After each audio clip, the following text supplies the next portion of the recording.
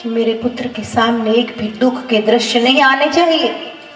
Special व्यवस्था करी थी बुद्ध માટે ખાસ બગીચાની કે એની નજર સામે સૌંદર્ય જ આવવું જોઈએ, કારણ કે બુદ્ધના જન્મ વખતે છ જ્યોતિષીઓએ એવું કહ્યું હતું કે સમ્રાટ બનશે, પણ એમાંથી કૌંડિન્ય નામના એક ઋષિએ કહ્યું હતું કે માત્ર સંન્યાસ। રાજાને ગમ્યું નહોતું કે મારો છોકરો સાધુ થઈ જશે। કેટલી મોટી કરુણા છે સમાજની દવે સાહેબ, કેટલી મોટી કરુણા। વિચાર કરો તમે, પોતાનો દીકરો રાજા બને એ બધાને ગમે છે, પોલિટિશિયન બને એ ગમે છે, સાચા ખોટા કરે એ ગમે છે, કાળા ધોળા કરે એ ગમે છે, એન્જિનિયર થાય, ડૉક્ટર થાય, વકીલ થાય એ માતાઓ ઈચ્છે છે, પણ પોતાનું સંતાન સંત બનીને કોઈનું કલ્યાણ કરે એવું સમાજ નથી ઈચ્છતો। કેટલી મોટી દુઃખની વાત આપણા સમાજ માટે। કેવી ઘટના, કેવી દુર્ઘटना। माताओं, अगर संजोग हो जाए संन्यास का, माहौल मिल जाए संन्यास का, तो संन्यास से डरना नहीं डरना।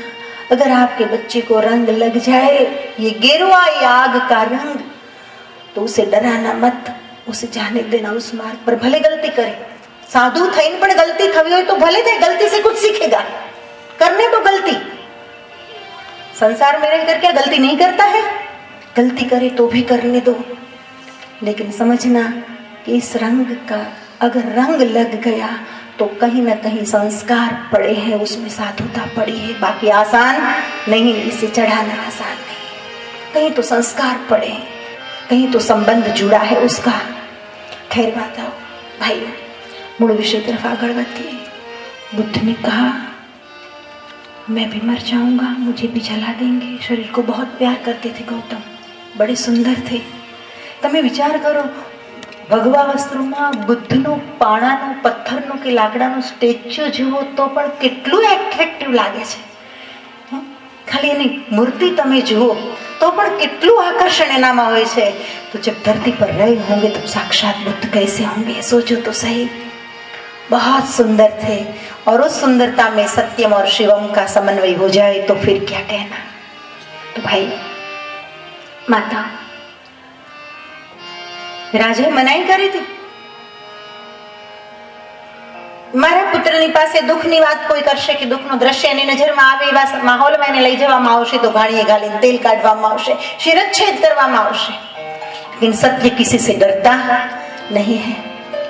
બાળક જેવી નિર્દોષતાથી એક છોકરાનો બાપ, એક દીકરો હતો, યશોધરા નામની સુંદર પત્ની હતી, અને એક છોકરાનો બાપ, એને ખબર નથી કે શરીર માંદું પડે, શરીર ઘરડું થાય, મૃત્યુ આવે, ત્યારે છંદના હૃદયમાં કરુણા પ્રગટ થઈ ગયા। નિર્દોષ માટે એટલો ઇનોસન્ટ માણસ છે કે કદાચ આને સત્યનો પરિચય કરાવવામાં આવશે તો એ છલાંગ લગાવી દેશે, લાખોનો ઉદ્ધાર કરશે। આટલો નિર્દોષ માણસ, અને આટલો નિર્દોષ માણસ સંન્યાસથી દૂર રહેવો જોઈએ નહીં। ન લેવા જેવા લોકો સંન્યાસ લઈને બેસે છે, ધરતીનો ભાર વધારે છે। ક્યાંય નિર્દોષતા, પ્રેમ, લાગણી કોઈ વસ્તુ નથી હોતી, માત્ર કેલ્ક્યુલેશન। ત્યારે આટલો નિર્દોષ માણસ આ સંન્યાસ માટે યોગ્ય જ છે। સત્ય કિસી સે ડરતા નહીં। છંદને નિર્ણય લઈ लिया। છંદક નામ છે સારથીનું। એને થયું કે મારી કતલ કરવી હોય તો રાજા ભલે કરી નાખે, પણ આ છોકરો જો એક વખત છલાંગ લગાવી ગયો તો લાખોનું કલ્યાણ થઈ જશે। તો એ મને મારી જે કતલ થઈ જશે એ મારી કુરબાની ગણાશે, ધર્મ માટે મારી કુરબાની ગણાશે, સત્ય માટે મારી કુરબાની ગણાશે, સમાજના કલ્યાણ માટે। હોને દો જો હોશો। પણ છંદક એને જ્યારે પૂછ્યું કે મારું પણ આ થશે, ત્યારે જવાબ આપી દીધો નિર્ભયતાથી। નિસંશય કાલવશેન ભાવી। અશ્વઘોષ નામના કવિએ બહુ સરસ લખ્યું છે બુદ્ધ ચરિત્ર, સંસ્કૃતમાં છે આખું, નીચે ગુજરાતીમાં આવે છે। સસ્તા સાહિત્યવર્ધકનું પુસ્તકનું નામ છે બુદ્ધ ચરિત્ર દીકરીઓ। ગોતજો, વાંચજો, 15-20 રૂપિયાની ચોપડી છે, વાંચજો। બ્યુટી પાર્લરમાં 100, 150, 200, દિવાળીમાં તો દાજ કાઢી નાખી। 150, 200, 250, 500 જેવી સિઝન। વડોદરામાં એક બેનનો ફોન આવ્યો મારા ઉપર, મારા કુટુંબની જ બહુ, આમ તો મેં તો બેટા ધનતેરસના દિવસે આપણે બધા આશ્રમમાં સાથે ભોજન લેવાનું નક્કી કર્યું હતું, તું કેમ ન આવી દીકરા? તો પણ બ્યુટી પાર્લર વાળી એમાં 10:30 વાગ્યાનો રાતનો ટાઈમ આપ્યો. તો ભલી થાય તારી, કેવું શું દીકરી જીવી મારી વહુ, ભાઈની વહુ, માં તરીકે ગણે જ મને. 10:30 વાગે બ્યુટી પાર્લર વાળીએ ટાઈમ આપ્યો. વિચાર કરો માહોલ કેવો છે. પ્રેમ ઘણો છે છોકરીને મારા ઉપર, પણ બસ આખું ગામ બ્યુટી પાર્લરમાં જાય ને આઈબ્રો કરાવે ને ધોળું થાય એટલે આપણે ધોળું થવું પડે, નહીતર કાળા ગણાઈએ. આટલો બધો શરીરનો મોહ, આટલો બધો પૈસાનો વ્યય, આટલો બધો સમયનો વ્યય જે સમાજમાં થતો હોય, એ સમાજની સ્ત્રી સત્ય માટે સમય ક્યારે આપશે? અને હવે તો ટણપાઓમાં પુરુષોમાં ફેશન નીકળી છે બ્યુટી પાર્લરની. ઊંચી આંગળી કરો, સાચું બોલું છું ખોટું? એ ડોસીમાં ઊંચી આંગળી કરી, વેરી ગુડ, વેરી ગુડ. પુરુષોમાં ફેશન નીકળી છે રોયાઓમાં બ્યુટી પાર્લરની. શું છે? अरे मर्द तो मर्द जैसा लगना चाहिए तब अच्छा लगता है, लड़की जैसा ऊपर सा लाता है. श्री राम जय राम जय जय श्री राम जय राम जय जय. जो करे છે કહેજો શ્રી રામ જય રામ જય જય રામ. શ્રી રામ જય રામ જય જય રામ. શ્રી રામ જય રામ જય જય રામ. શ્રી રામ જય રામ જય જય રામ. શ્રી રામ જય રામ જય જય રામ. શ્રી રામ જય રામ જય જય રામ. શ્રી રામ જય રામ જય જય રામ. શ્રી રામ જય રામ જય જય રામ. હવે તો વડોદરા, અમદાવાદ જેવા શહેરમાં, હું તો બરોડામાં આપણી હેડ ઓફિસ, એટલે ઘણીવાર તો આપણને યુનિફોર્મ મતલબ ડ્રેસીસ એવા થઈ ગયા છે ને હેરસ્ટાઈલ એવી થઈ ગઈ છે. છોકરો ને છોકરી હારે હાલ્યા જતા હોય અને ફિગરમાં થોડોક ફરક ન હોય તો છોકરો કયો અને છોકરી કઈ ઓળખવું અઘરું થઈ જાય.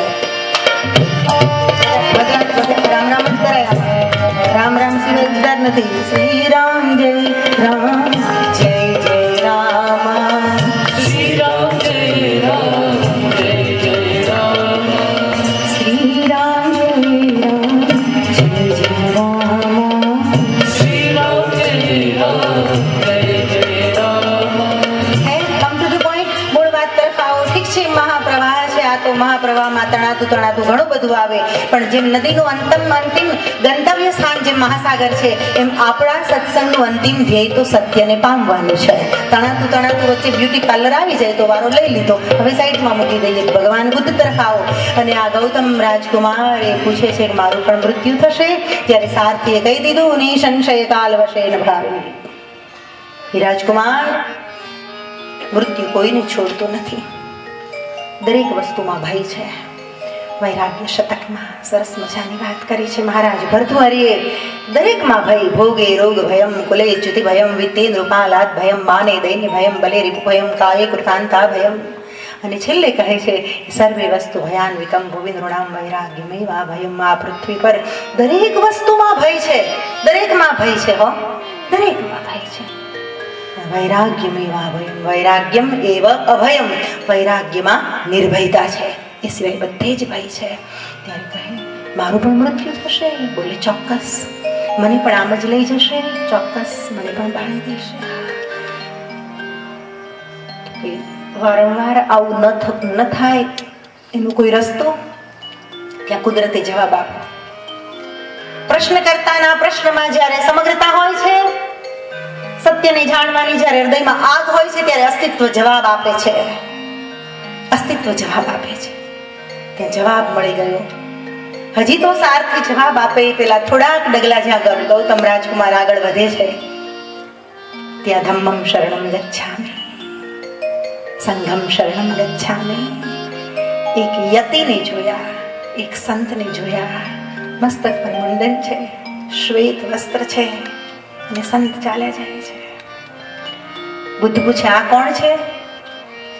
ત્યારે પેલો સારથી કહે છે કે વારંવાર જન્મવું અને મરવું ન પડે એ માટેનો આ રસ્તો છે, यह मार्ग है. मैं कहती हूँ संन्यास कपड़ों में नहीं है, संन्यास मठों में नहीं है, संन्यास मंदिरों में नहीं है, संन्यास आश्रमों में नहीं है, संन्यास व्यक्ति की समझ में है. संन्यास मनुष्य की मुक्ति के लिए एक रास्ता मात्र है, सिर्फ एक रास्ता। અહીં આવવું હોય તો એક રસ્તો હોય, હોટલમાં જમવું હોય તો બીજો રસ્તો હોય, બ્યુટી પાર્લરમાં જવું તો ત્રીજો રસ્તો હોય। એ મુક્તિ તરફ જવું હોય તો ये एक रास्ता है। क्या है? ओनली पाथ, एक मार्ग है, इससे ज्यादा कुछ भी नहीं है। खैर, અને બુદ્ધને જવાબ મળી ગયો અને એક રાત્રે બુદ્ધ નીકળી ગયા। છોડો, બુદ્ધ કથા કહેવી હોય તો મને 2 કલાક જોઈએ, ક્ષમા કરજો।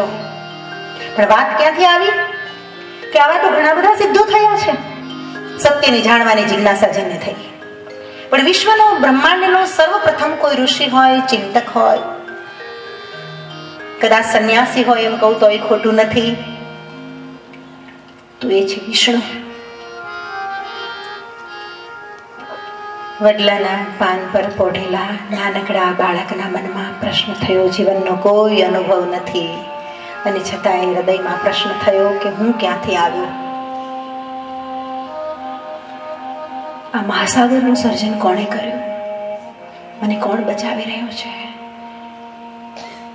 અને સમગ્રતાપૂર્વક જ્યારે તમારા હૃદયમાં પ્રશ્ન ઉઠશે ત્યારે એનો જવાબ તમને અસ્તિત્વમાંથી કોઈને કોઈ દ્વારા ચોક્કસ મળશે, કોઈ પણ રીતે મળી જશે। પ્રશ્નનો જવાબ જરૂરી નથી કે ત્યાં માં હરેશ્વરી જ હાજર હોય, કોઈ પુસ્તકમાંથી મળી જશે, શિક્ષક પાસેથી મળી જશે, કોઈ વ્યક્તિ પાસેથી મળી જશે, કોઈ એવી ઘટના ઘટશે તમારા જીવનમાં। જરૂરી નથી કે ઘટના પોઝિટિવ જ હોય, નેગેટિવ પણ હોય, આપણા ગાલ પર તમાચો પડે એવી પણ એ ઘટના હોય, પણ એ ઘટનામાંથી આપણને સત્યનો સાક્ષાત્કાર થઈ જશે।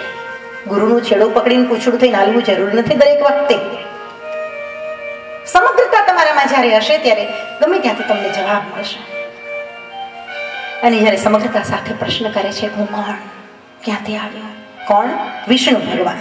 આ દેવી ભાગવતમાં પ્રવેશ થઈ રહ્યો છે ત્યારે કહેવાય છે પ્રગટી જગદંબા તેહી કાલા કરુણા મૂર્તિ નેત્ર વિશાલા।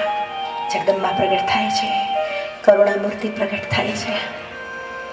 પૂછે છે વિષ્ણુ આપ કોણ છો? સબદિશ માં की 21 મૂર્તિ। ત્યારે જગદંબા 21 સ્વરૂપો ધારણ કરીને વિષ્ણુના મનનું સમાધાન કરે છે। ધીર, ધૃતિ, સ્મૃતિ, દયા, શ્રદ્ધા, મેધા, લજ્જા, સ્વધા, સ્વાહા, આવા 21 સ્વરૂપો અને વિષ્ણુના જેટલા પ્રશ્નો છે એ બધા પ્રશ્નોનું સમાધાન આપે છે। વિષ્ણુ કહે હવે હું શું કરું માં? તો કે તું તપશ્ચર્યા કરે। અને આ બાલ વિષ્ણુ તપશ્ચર્યાનો આરંભ કરે છે। એ વાત ત્યાં અધૂરી છૂટી જાય છે। હવે આપણે આગળ વધીએ। પછી શું થયું? તો કે આ કથા કોણે કોને કીધી?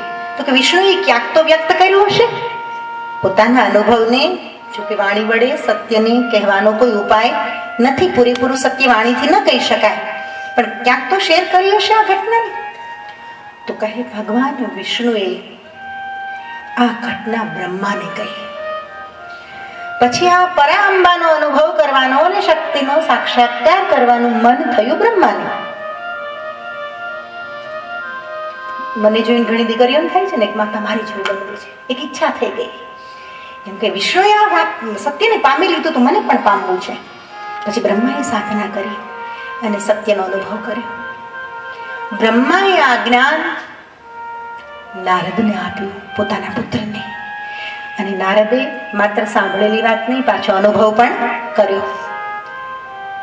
અને એ નારદે શમ્યાપ્રાશ નામના આશ્રમમાં બેઠેલા સત્યવતીના પુત્ર ભગવાન વેદવ્યાસને આ જ્ઞાન આપ્યું। પછી વેદવ્યાસે એનો અનુભવ લીધો અને વેદવ્યાસે હાથમાં કલમ ઉઠાવી અને આ જ્ઞાન વેદવ્યાસે કોને આપ્યું? તો કહે છે જન્મે જય કો વ્યાસ સુનાયા, જન્મે જય કો વ્યાસ સુનાયા, મુક્તિ પાયા, પુત્ર પરીક્ષિત મુક્તિ પાયા, દ્રુપ પરીક્ષિત મુક્તિ પાયા, ધ્રુવ પરીક્ષિત મુક્તિ પાયા। ભગવાન વેદવ્યાસે પંચમ પુરાણ લખ્યું આ દેવી ભાગવતનો પ્રભાવ કેવો છે તો કે મહારાજ જન્મી જઈ હૃદયથી અત્યંત દુઃખી હતા, કારણ કે એમની પાસે જ્ઞાન નહોતું. જ્યારે જ્યારે અજ્ઞાન હાવી થાય ત્યારે ત્યારે માણસ દુઃખી થઈ જાય. પછી હું હોઉં તોય ભલે, તમે હોય તોય ભલે, અને વેદવ્યાસ સ્વયં હોય તોય ભલે. ફરીવાર બોલું છું, વાર્તા તો સાંભળવા મળશે પણ આ સત્યને સમજી લો. જ્યારે જ્યારે અજ્ઞાન હાવી થઈ જાય ત્યારે ત્યારે દુઃખમાં આપણી મેળે આપણી જાતને ધકેલી દઈએ છીએ, અને જ્યારે જ્યારે જ્ઞાનની ક્ષણોમાં હોઈએ ત્યારે આપણને સત્યની મેળાએ સમજાઈ જાય છે. તકલીફ એક છે કે સ્ટેડીનેસ જે રહેવી જોઈએ, જે અવેરનેસ રહેવી જોઈએ, જે સ્થિરતા રહેવી જોઈએ જ્ઞાનમાં. જ્ઞાન એટલે અન્ડરસ્ટેન્ડિંગ, જ્ઞાન એટલે ગીતાનું જ્ઞાન કે હનુમાન ચાલીસા કડકડાટ કરવા એ નહીં, પણ જ્ઞાન એટલે જે હોશ, જે જાગૃતિ રહેવી જોઈએ, એમાં સ્થિરતા. કે અહીંયા બેઠા હોય ત્યાં સુધી રહે છે, બહુ તો 2-3 કલાક ઘરે ટકી રહે, વધીને અઠવાડિયું ટકી રહે, પણ હું આમ જાઉં અને ઓલું જ્ઞાન આમ જાય ને હતા ત્યાં પાછા પેલા ફુગ્ગામાંથી હવા નીકળી ગઈ. આ પરિસ્થિતિ થાય છે અને આ કોમન છે, કારણ કે માહોલ નથી, અને એ માહોલ હું 12 મહિના નહીં આપી શકું. એ માહોલ તો તમારે આપવો પડશે. એ માહોલ તમારે ક્રિએટ કરવો પડશે તમારી આજુબાજુમાં. એનીવે આપણે મૂળ વિષય તરફ આગળ વધીએ છીએ. મહારાજ જન્મે જઈ, મહારાજ પરીક્ષિતના પુત્ર કહેવાય છે. પરીક્ષિત મહારાજને સર્પદંશ થયો. થોડી લૌકિક વાતને વેદવ્યાસ સાથે સાથે વણતા જાય છે, કારણ કે લૌકિકતામાં જીવનારા માણસો ઝાઝા છે, અને વેદવ્યાસને થયું કે લૌકિકતાના આધારે પણ એક વખત આ ધર્મશાસ્ત્ર તરફ આવશે તો એની મેળે એને અલૌકિકતાનો અનુભવ થઈ જશે. એટલે એક ઊંચાઈ પરથી એક બીજા શિખર પર વેદવ્યાસ જઈ રહ્યા છે. ફરી એક વખત કહું છું, પહેલો અનુભવ જગદંબાનો ભગવાન વિષ્ણુને થયો. ભગવાન વિષ્ણુએ જગદંબા પાસેથી જ્ઞાન લીધું, અને એ જ્ઞાન એમણે બ્રહ્માને આપ્યું, બ્રહ્માએ નારદને આપ્યું, નારદે વેદવ્યાસને આપ્યું, અને ભગવાન વેદવ્યાસ પાસેથી મહારાજ જન્મેજયને મળ્યું. અને ભગવાન વેદવ્યાસે જે કથા જન્મેજયને સંભળાવી એ 18,000 શ્લોકોમાં દેવી ભાગવત. ખ્યાલ આવે છે તો કે જન્મેજયને શા માટે સંભળાવી? કથાના તાણાવાણા પણ બહુ સુંદર છે. આપણે ઇતિહાસને છોડવાનો નથી, ઇતિહાસને સાથે રાખીને સત્યને સમજવાનો પ્રયાસ કરવાનો છે. તો કહે છે જન્મેજયને શા માટે સંભળાવી? એવી કઈ ઘટના ઘટી હતી? મહારાજ પરીક્ષિતને સર્પદંશ થયો. ભાગવતમાં આ કથા બહુ પ્રચલિત છે, તમે સાંભળી હશે કે શમીક નામના ઋષિના કંઠમાં અહંકારની વશ થયેલા. ક્યારેક ક્યારેક આવું માણસથી થઈ જાય. તમે વિચાર તો કરો, પાંડવ નંદન, પાંડવોનો સીધી લીટીનો વારસદાર આવો પરીક્ષિત, જે પાંડવો કૃષ્ણના ચરણમાં સતત સમર્પિત હતા, એ પાંડવનો પુત્ર પરીક્ષિત, એને પણ અભિમાન આવ્યું અને ઋષિના કંઠમાં મરેલો સર્પ નાખીને અપમાન કર્યું. તો કળિયુગના કાળા માથાના માણસથી ભૂલ થઈ જાય તો બહુ ખોટું લગાડવા જેવું નથી. એ તો ઇતિહાસ બોલતા હે. સાંભળજો, સમજવા જેવી વાત છે. જ્યારે અપમાન થયું ઋષિનું, ટૂંકમાં કહું છું, આ કથા ફરીવાર આવવાની છે એટલે હમણાં છોડીએ છીએ. અપમાન કર્યું ઋષિનું, ત્યારે શમીકનો પુત્ર શૃંગી નામનો ઋષિ, બ્રહ્મ વિદ્યાનો જાણનાર, અને શૃંગીને થયું રાજા મહારાજાઓ જો આ રીતે સંતોનું અપમાન કરશે તો સમાજમાં જ્ઞાનનો પ્રચાર અને પ્રસાર કોણ કરશે? સંત ન હોતા જગત મેં તો જલ જાતા સંસાર. સંત જો જગતમાં ન હોત તો હજારો લોકો કોની છત્રછાયામાં જઈને બેસત, સંસાર સળગી જાત. કે તો સંતોનું અપમાન ન થવું જોઈએ. આમ વિચારીને ક્રોધ કરીને શૃંગીએ શાપ આપી દીધો. ઇતિલંઘિત મર્યાદા તક્ષકો સપ્તમે હનિયાણે, મર્યાદાનું ઉલ્લંઘન કર્યું છે. 8થી 7મા દિવસે તક્ષક નામનો સર્પ એને આવીને દંશ દેશે. અને હકીકતમાં એ બન્યું. વચ્ચે શું ઘટના ઘટી સુખદેવજી આવે એ વાત આપણે છોડી દઈએ, કારણ કે દેવી ભાગવત એ વાત કરતું નથી. સુખદેવજી આવ્યા, નિર્ભયતા આપી, કૃષ્ણમાં વન પરોવ્યું, બધી વાત સાચી, પણ દેવી ભાગવત એવું કહે છે કે એમનો આત્યંતિક મોક્ષ નહોતો થયો. દેવી ભાગવત એવું કહે છે. આત્યંતિક મોક્ષ એટલે શું? જેને પરિનિર્વાણ કહે છે બૌદ્ધ ધર્મમાં. તો કે પરિનિર્વાણ એટલે શું? તો શંકરાચાર્ય એની ભાષામાં જે કહે છે પુનરપી જનનમ પુનરપી મરણમ, વારંવાર જન્મવું અને વારંવાર મૃત્યુ પામવું. આ સંસાર ચક્ર, આવાગમનના ચક્રમાંથી કાયમી જે મુક્ત થઈ જાય, જેને કોઈ પણ સ્વરૂપે ધરતી પર ન આવવું પડે, સંસારના દુઃખો વેઠવા ન પડે, એને કહેવામાં આવે છે પરિનિર્વાણ, કે ફરીવાર જેનો જન્મ નથી. તો કહે મહારાજ પરીક્ષિત ભલે કૃષ્ણનું સ્મરણ કરતા કરતા શરીર છોડ્યું, નિર્ભય થઈ ગયા હતા મૃત્યુથી, પણ મોક્ષમાં નહોતા ગયા. અને પુરાણકાર એવું કહે છે કે મહારાજ જન્મેજી એટલે પરીક્ષિતના પુત્રને ખૂબ દુઃખ હતું એનું. સાથે સાથે દેવી ભાગવત એવું પણ કહે છે કે જેનું આત્મહત્યાથી મૃત્યુ થયું હોય, ધ્યાનથી સાંભળજો, એની લોજિક પણ છે એની પાછળનું. જેનું આત્મહત્યાથી મૃત્યુ થયું હોય, જેનું એક્સિડન્ટ એટલે કે અકસ્માતથી મૃત્યુ થયું હોય, એ ઉપરાંત જેની હત્યા થઈ ગઈ હોય, જેનું ખૂન થઈ ગયું હોય અથવા સર્પદંશ થયો હોય, તો આ 4 વ્યક્તિઓ ક્યારેય મોક્ષમાં સહજતાથી જઈ શકતા નથી. ફરીવાર અલૌકિકતાની સાથે સાથે વણી લીધી છે, કારણ કે મોટાભાગનો સમાજ તો અહીંયા જ છે. તો કે આત્મહત્યાથી જેનું મૃત્યુ થયું હોય અથવા જેની હત્યા થઈ ગઈ હોય એટલે કે ખૂન કરી નાખ્યું હોય કોઈ એનું, અથવા સર્પદંશ થયો હોય, અકસ્માત અકાળ મૃત્યુ કે એક્સિડન્ટ થયું હોય, તો આવાને મોક્ષની પ્રાપ્તિ થતી નથી. તમને એમ થાય કે એનો મોક્ષ કેમ ન થાય ભાઈ? તો કહેવાય છે કે એ વ્યક્તિ જ મોક્ષમાં જઈ શકે. સરસ વાત છે, હવે પૂરી આધ્યાત્મિક ટચ આવે છે. એ વ્યક્તિ જ મોક્ષમાં જાય એટલે કે પુનર્જન્મ એ જ વ્યક્તિનો ન થાય કે જે વ્યક્તિને મૃત્યુ પહેલાં મૂર્છા ન આવે, અનકોન્શિયસ જેને કહેવાય. એ મૃત્યુ પહેલાં જો મૂર્છા ન આવે, ગમે એટલી પીડા ભલે હોય, હોસ્પિટલમાં હોય તોય ભલે, બાટલા ચડતા હોય તોય ભલે, શરીરમાં રોગ હોય તોય ભલે, અથવા તો ગમે તે સ્થિતિ હોય, પણ જો મૃત્યુ પહેલાં મૂર્છા ન આવે, એક વાત એટલે કે બેભાન ન થાય મૃત્યુ પહેલા. અને બીજી વાત કે એ મૂર્છિત એટલે માત્ર જાગતો હોય એમ નહીં, પણ સાથે સાથે આધ્યાત્મિક રીતે પણ જાગેલો હોય કે કેવી રીતે શરીરમાંથી પ્રાણ જઈ રહ્યો છે, કેવી રીતે તદાત્મ્ય તૂટી રહ્યું છે, આત્માનું શરીરથી કઈ રીતે અલગ થવાની પ્રક્રિયા કઈ રીતે થઈ રહી છે, એ બેભાન અવસ્થામાં ગયા વગર, મૂર્છિત થયા વગર. મૂર્છા 2-4 રીતે આવે, બહુ પીડા હોય શરીરમાં તોય અનકોન્શિયસ છે, એટલે બેભાન થઈ જાય, 2-4 કલાકમાં જઈ સિયા રામ. અથવા ભયથી મૂર્છિત થઈ જાય માણસ, એટલો બધો ડર લાગે કે બસ અમારે મરી જવાનું જ, મારું આટલું બધું રૂપિયા, બંગલા, ગાડી, કુટુંબ, પરિવાર, આટલું બધું મેં જિંદગી આખી મહેનત કરીને ભેગું કર્યું, અમારે મરી જવાનું. ભયથી ઘણી વખત મૂર્છિત થઈ જાય થોડીક ક્ષણો માટે, અને પછી મૃત્યુ આવે. સર્પદંશ થાય તો ઝેરના કારણે તે મૂર્છિત થઈ જાય, એની નર્વ સિસ્ટમ છે એ ખલાસ થઈ જાય. એક્સિડન્ટમાં તો જાગૃતિનો સવાલ જ નથી, બિચારાને ખબર નહોતી ને, પૂરું થઈ ગયું.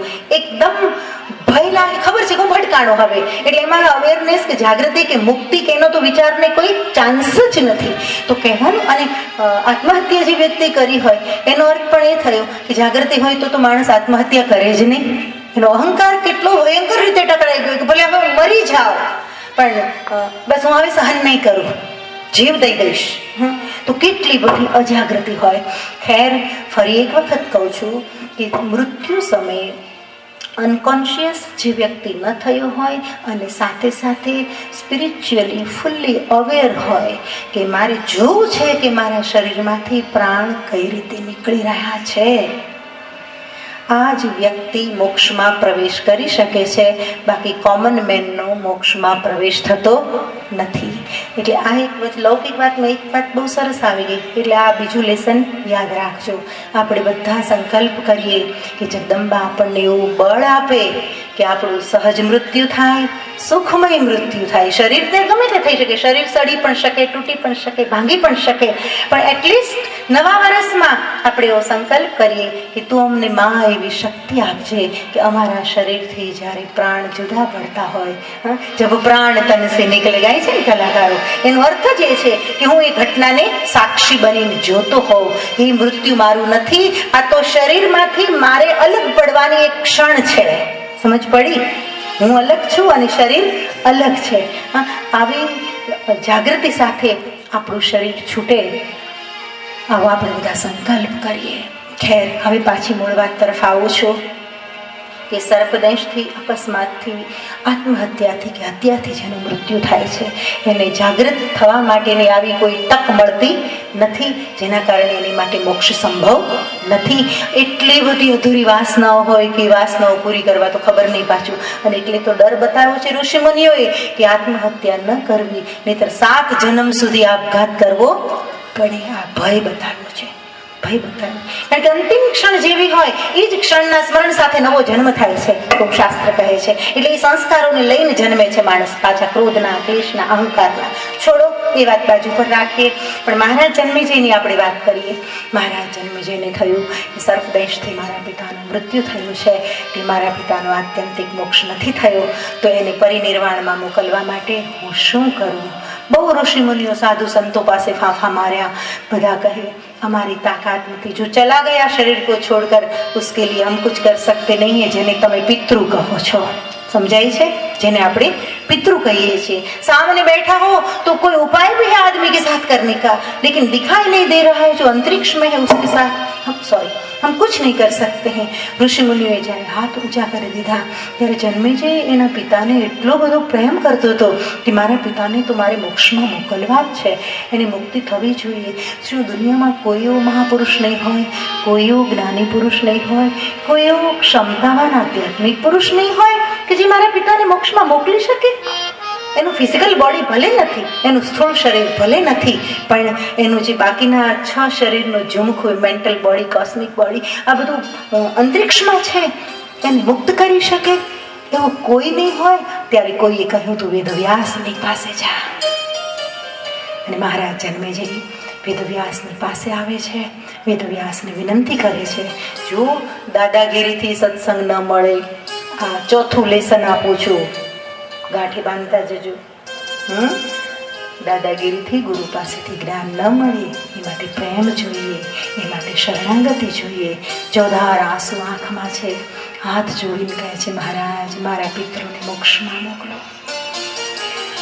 મહારાજ પરીક્ષિતનો ફરીવાર પૃથ્વી પર જન્મ ન થાય એવો માહોલ આપ ઊભો કરી શકો એમ છો, એમને મુક્ત કરી શકો એમ છો.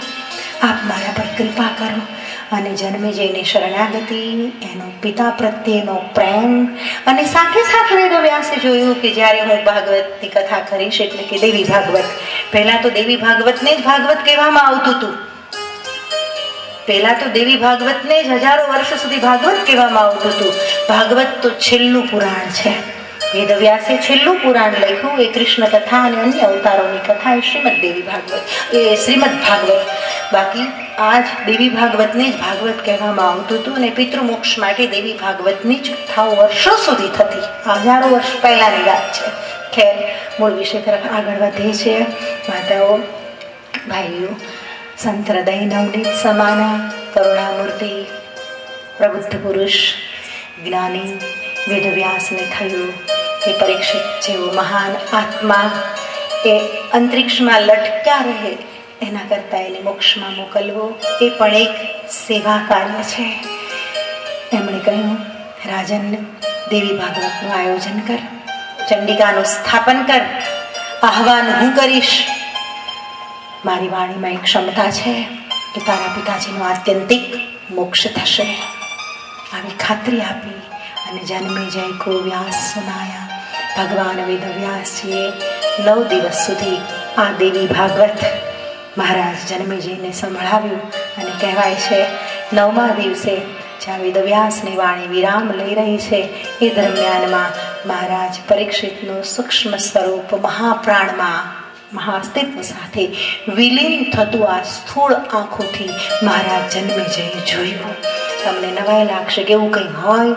મેં ફરી એક વખત તમને વાત થોડી વાર પહેલાં કરી હતી કે કૂવાના દેડકાને ખબર ન હોય કે માણસ મંગળ પર પહોંચી ગયો, પણ દેડકો ત્યાં સુધી નથી ગયો એનો અર્થ એમ નહીં કે એવું કશું નથી. એમ તમારો જે અનુભવ ન હોય એવું કશું જગતમાં છે જ નહીં.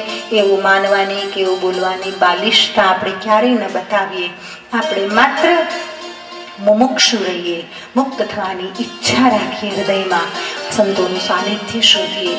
સંતોના સાનિધ્યનો તમારો માર્ગ ન હોય અને ઇન્ડિપેન્ડન્ટલી તમે વર્ક કરી શકતા હો, સદગુરુની દરેકની જરૂર ન પણ હોય, તમે તમારી રીતે આત્મખોજ કરીને આગળ વધી શકતા હો, તો ભલે સ્વતંત્ર રીતે તમે ખોજ કરો અને આગળ વધો.